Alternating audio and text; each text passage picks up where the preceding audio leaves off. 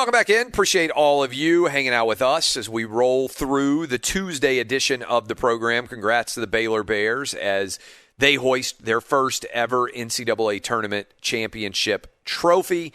One of the greatest performances we have ever seen from a coach to go from taking over a program in the absolute depths of despair back in 2003 with Scott Drew to the point where now he has won a championship. It is remarkable. We are here in the OutKick studios. Discover matches all the cash back you earn on your credit card at the end of your first year. It's amazing because Discover's accepted at 99% of the places in the U.S. that take credit cards. Learn more at discover.com/yes. 2021 Nielsen Report. Limitations apply. No limitations obviously applied to Baylor and what they were able to accomplish. But I will tell you this. We have now finished effectively every major sport in America since COVID shutdowns began. And we're now on to a second season in Major League Baseball, in the NHL, in the NBA, other sports. But I just want you to walk with me down this pathway and start to wonder, could things begin to change in any way? And let me explain what I mean. NHL champ, Tampa Bay Lightning, best team. NBA champion in the bubble. Both those teams were in the bubble. Both those leagues were in the bubble. The Lakers. LA Dodgers, favorite in Major League Baseball. They win the championship. Alabama Crimson Tide, favorite all season long in college football. They win the championship. Also, NFL Super Bowl setup. Tom Brady, the greatest quarterback in the history of the game, goes to his 10th Super Bowl, finds a way to lead the Bucs to a championship. Who was he going up against? Patrick Mahomes and the Kansas City Chiefs, the defending Super Bowl champs, and the favorites to win the Super Bowl all season long. And as if that were not enough, now we have the two best teams all season long in college basketball. Gonzaga going up against Baylor in the championship game. Baylor wins. I guess you could call that a small upset given the fact that Gonzaga was a 31-0 undefeated team. But what I just ran through is there was a lot of talk.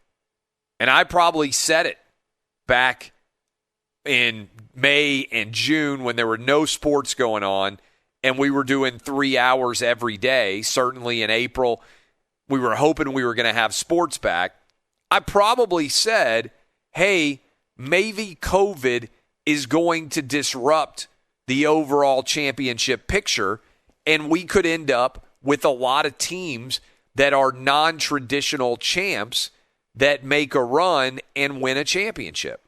And certainly in the regular season in college basketball, your usual behemoths, your Leviathans, the Kentuckys, the Dukes, among many, didn't even make the tournament. Louisville, usually pretty good, wasn't really tournament. UNC was not where they usually are in terms of being incredibly elite. Kansas struggled a lot through the course of the season, although they ended up a 3 seed. But if you look at the overall landscape of sports, what happened was the best teams, the favorites, almost won in every sport championships in the COVID year. Why do we think that was? I think there's pretty strong evidence at this point that one of the things that makes those teams the best is their coaching and their players, but also their discipline.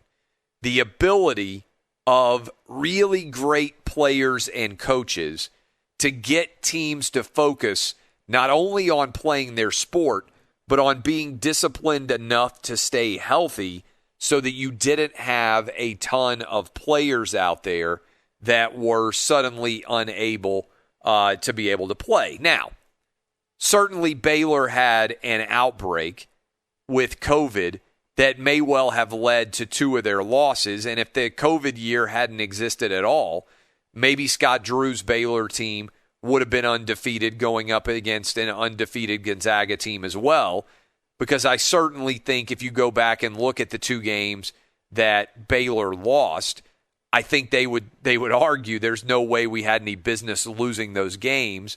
The most recent loss that they had before they got to the NCAA tournament was against Cade Cunningham and Oklahoma State.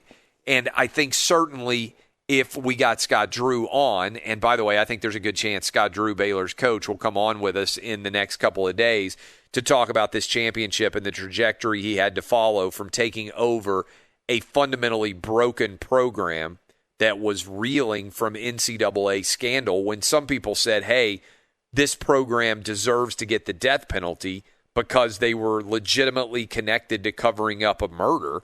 A lot of times we talk about morality in the context of college football or college basketball and NCAA tournament punishments and all those things. The vast majority of the time, that is not in any way truly a morally difficult situation. It's like, oh, somebody got paid to be going to a university. Is that really that much of a scandal when the NCAA is investigating? No. Baylor was so out of touch and was such a mess that you had a head coach lying about what might have happened in terms of a murder of a player. And so for those of you who didn't remember that story from all the way back in 2003, Scott Drew took over one of the most difficult job situations in college basketball ever.